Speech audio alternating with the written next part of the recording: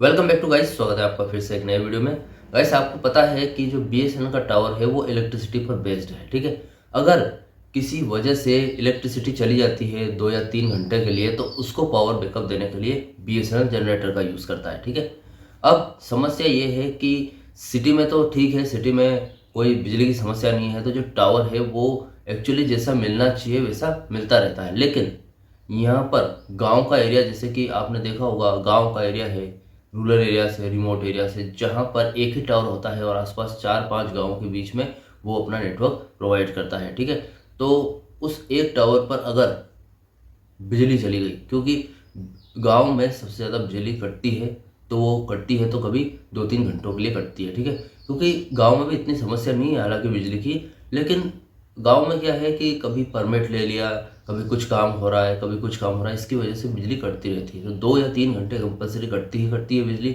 अब ऐसे में क्या है, टावर को बैकअप की ज़रूरत होती है, पावर बैकअप की, तो वहाँ पर बीएसएनएल अब तक जनरेटर का यूज़ कर रहा था, ठीक है। लेकिन बीएसएनएल ने ये चीज़ चेंज कर दी है, अब जनरेटर का यूज़ नहीं करेगा बीएसएनएल। इसके अलावा बीएसएनएल क्या यूज़ करने वाला है और जनरेटर का यूज़ क्यों बंद कर दिया है, ये चीज़ आज इस वीडियो में आपको मैं बताऊँगा, ठीक है। चैनल पर नए हो तो सब्सक्राइब करें। मेरा नाम है सुनील विश्वकर्मा। जानकारी यूज़फुल लगे तो एक लाइक करके ज़रूर जाना। चलिए गाइस, बढ़ाते हैं वीडियो को आगे। जनरेटर का यूज़ बंद इसलिए कर दिया बीएसएनएल ने, क्योंकि आपको पता है गांव का एरिया है, वहाँ पर बीएसएनएल ने एक टावर लगाया, ठीक है। मेंटेनेंस के लिए कुछ एम्प्लॉयज़ छोड़ दिए और उनको बोल दिया भैया आपका ये काम है, आपको इस टावर की देखभाल करनी है, मेंटेनेंस करना है, ठीक है। एक, अगर बिजली भैया यहाँ पर गाँव में बहुत ज़्यादा जाती है, अगर चली जाए तो आपको जनरेटर का यूज़ करना है, ठीक है। अब आपको पता है कि फ़िलहाल की स्थिति में बिजली बहुत कम जाती है। ऐसा ज़रूरी नहीं कि रोज़ 2 घंटे 3 घंटे चली जाए, ऐसा कोई ज़रूरी नहीं। लगभग 24 घंटे मिलती है, गांव में भी जाती है, 5-10 मिनट के लिए जाती है, ठीक है। तो लोग क्या करते हैं, कंपनी आगे से जो जनरेटर देती है वो, उसमें जो डीजल वगैरह का जो खर्चा है वो 3 घंटे 2 घंटे के हिसाब से देती है, पर डे के हिसाब से, ठीक है। अब लोग क्या करते हैं कि यार बिजली तो जा नहीं रही है, 5-10 मिनट के लिए जा रही है, तो बचा हुआ जो डीजल वगैरह है वो बेच देते हैं, ठीक है। तो एम्प्लॉयज़ गाइस देखिए, तो गाइस देखिए, इंडिया है, इंडिया में करप्शन बहुत ज़्यादा है, ठीक है। गवर्नमेंट की जो भी जगह है, गवर्नमेंट का जो भी काम है, उसमें करप्शन तो बहुत ही ज़्यादा होता है, ये आपको पता है। और बीएसएनएल है गवर्नमेंट कंपनी, गवर्नमेंट कंपनी में तो करप्शन चलेगा थोड़ा बहुत, ठीक है। तो भैया मैं सभी एम्प्लॉयज़ की बात नहीं कर रहा हूँ, ऐसा हो रहा है, ठीक है। बेच रहे हैं। मेरे खुद के गांव में बीएसएनएल का टावर लगा हुआ है और मैं ये चीज़ अपनी आंखों देखी आपको बता रहा हूँ, ठीक है। तो भैया बेच दिया। उसके बाद होता क्या है कि जो टावर है, जब कभी इमरजेंसी में बिजली चली जाए, 2 या 3 घंटे के लिए चली गई, ठीक है। अब ऐसे में क्या करें, एम्प्लॉयज़ ने तो बोल दिया सर डीजल वगैरह नहीं। कोई ऐसा थोड़ी कंपनी रोज़ फ़ोन लगा के पूछती है कि भैया क्यों डीजल वगैरह है कि नहीं, या फिर खर्चा पानी है कि नहीं। उनको तो सैलरी दे दी, उन्होंने अपने नाश्ते पानी के खर्चे के लिए डीजल भी बेच दिया। अब ऐसे में क्या होगा कि बिजली चली गई 3 घंटे के लिए, 2 घंटे के लिए, तो 2 घंटे तक टावर ऑफ रहेगा, ठीक है। तो आपको ना तो कॉल होगी, ना मैसेज जाएगा, ना इंटरनेट चलेगा, मतलब टोटल मिला के आपका नेटवर्क इशू चालू, ठीक है। अब ऐसी स्थिति में जो यूज़र्स है बीएसएनएल के गांव के एरियाज में, वहाँ पर उनको जियो एयरटेल वीआई वगैरह इनका कोई टावर वगैरह उपलब्ध नहीं है, ठीक है। और है भी सही तो एकदम जीरो नेटवर्क आता है, ठीक है।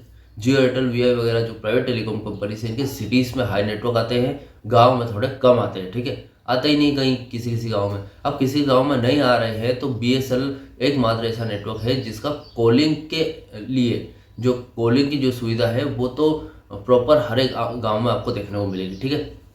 अब ऐसी स्थिति में अचानक से 2 घंटे से नेटवर्क गायब हो जाए तो जो नॉर्मल यूजर्स हैं वहाँ के, वो ब्लेम किसे करेंगे, बीएसएनएल कंपनी को कि एम्प्लॉयज़ को।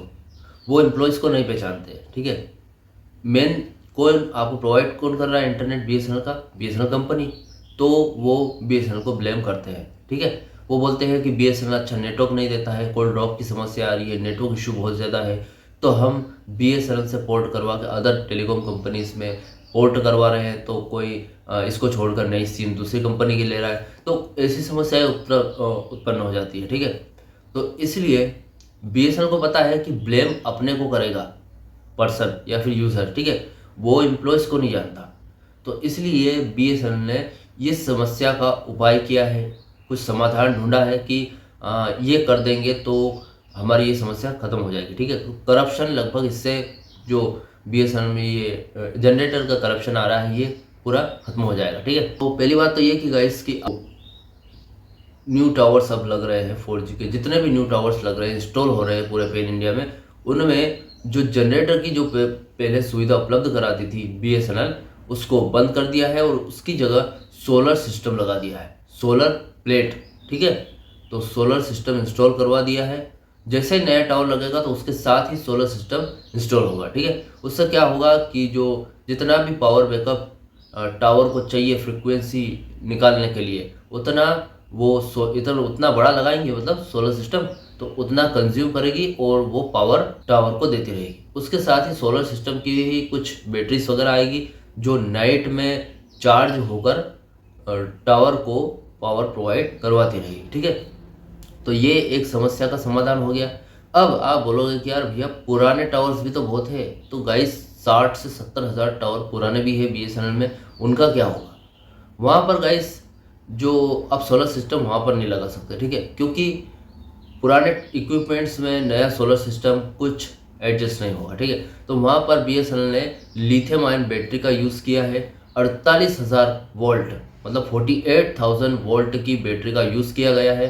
तो उससे क्या होगा, जब कभी भी मतलब दिन में या रात में जब कभी भी इलेक्ट्रिसिटी चलती रहेगी तब तो टावर को बैकअप मिलता रहेगा, पावर मिलती रहेगी, लेकिन उस इलेक्ट्रिसिटी से जो लिथियम आयन बैटरी है वो चार्ज होती रहेगी। ठीक है, जब कभी भी इमरजेंसी में 5 मिनट, 10 मिनट, 15 मिनट, आधा घंटा, 1 घंटा या 2-3 घंटे बिजली चली भी जाए तो वो पावर बैकअप दे देगी टावर को। ठीक है, तो आपका जो नेटवर्क समस्या है, मतलब हमारी कॉल ड्रॉप हो रही है, इंटरनेट नहीं चल रहा है, एसएमएस नहीं जा रहा है, या फिर कॉल लग ही नहीं रही है, तो बहुत सारी ऐसी समस्या है, इसका समाधान हो जाएगा संपूर्ण रूप से। ठीक है, क्योंकि गाइस पावर कटेगी नहीं तो आपका नेटवर्क तो 24 घंटा चालू रहेगा। ठीक है, तो इस हिसाब से आप जो ब्लेम कर रहे थे बीएसएनएल को, वो काम एम्प्लॉयज़ ठीक से नहीं कर रहे हैं। ठीक है, मैंने पहले भी वीडियोस में आपको बताया कि अगर एम्प्लॉयज़ अपना काम करे ठीक से, ठीक है, करप्ट चीज़ को अलग रख दे, यही एम्प्लॉयज़ गाइस अगर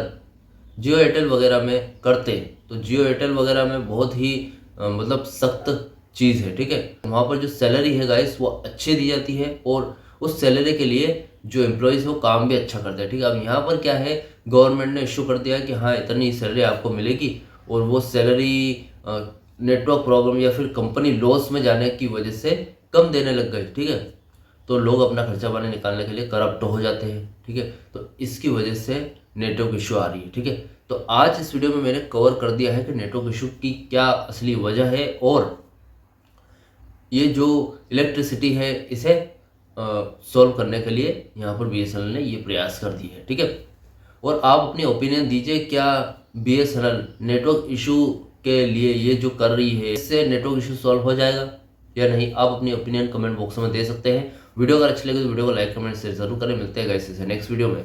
सी यू सून।